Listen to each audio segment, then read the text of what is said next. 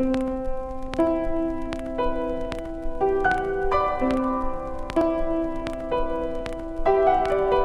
States. Oh, really? But he was at Fort Riley in 1918 during the flu epidemic, and they put him and 4 other men in stables.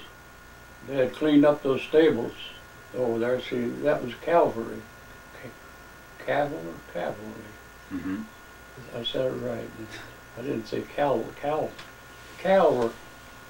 I didn't say cavalry. Cavalry. And they cleaned those barns up and used them for barracks. And they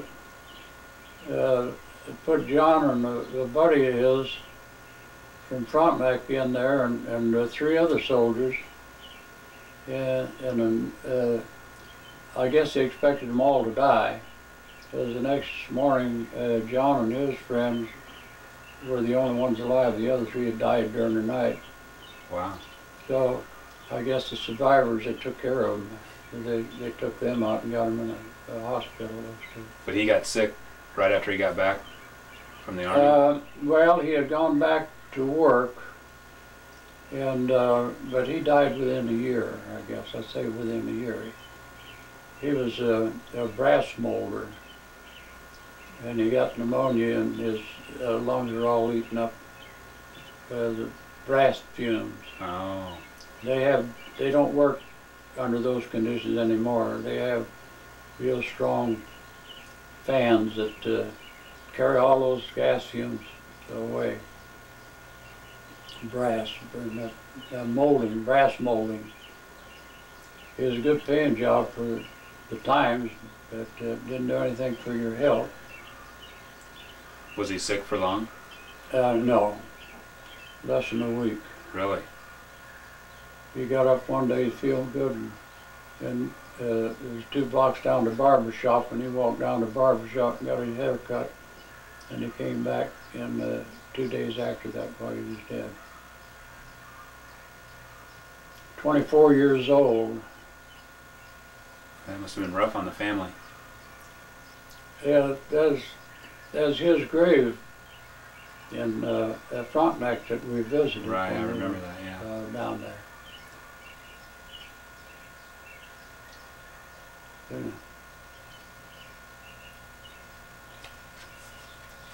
Oh, that was a good town years ago. Well, a lot of them went to college down there like you did, liked the town. Stayed around? Well, a lot of them down there like it the way it is now, but boy, it's a far cry from what it was when the mines were running down there. See, all those coal mines are closed. The only mining down there now is strip mining. All the deep mines are gone. Yeah. That's what employed the men, you know. They had 1 steam shovel to get out as much coal as a big mine. All the miners produced. So did you go to Catholic school down there? Catholic school? Uh-huh. I started school in Scammon. I went 1 year there, and we moved to Pittsburg, and I started the school in 2nd grade in Pittsburg. I went 2nd and 3rd grades, and they started the school, Catholic school. They opened a Catholic school, and I went the rest of grade school at the Catholic school. Then I went back to the public school because they didn't have any high school. Catholic school only had the grade school. They have a high school down there now. I have had for years. The old school that I went to had been a church. It was a wooden church. It was a long, narrow building.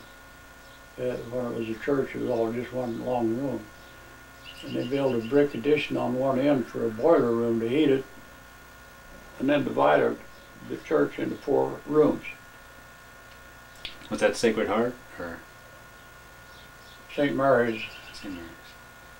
Mary's? And Then after I was out of school, they tore that down and built a new modern brick building, and they had a reception center in the base. The entire basement was taken up. Knights of Columbus, their dance hall and their kitchen, and of course it was used for their banquets and everything.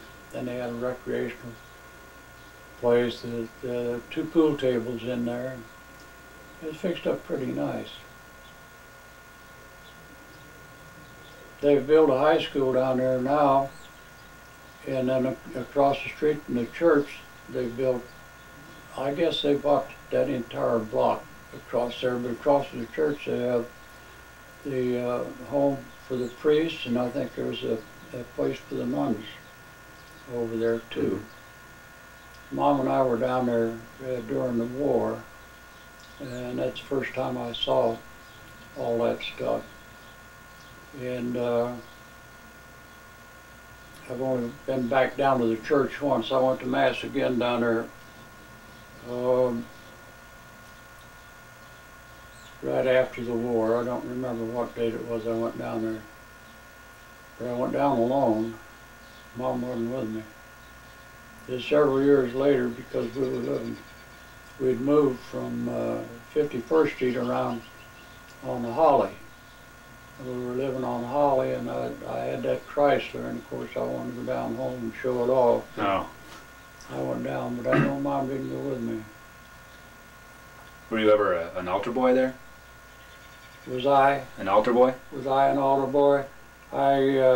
Yeah, we used to have, I was real small, and they used to have 4 boys serving Mass. We had 2 Masses. We had 1 priest, and as big as that parish was, we only had 1 priest.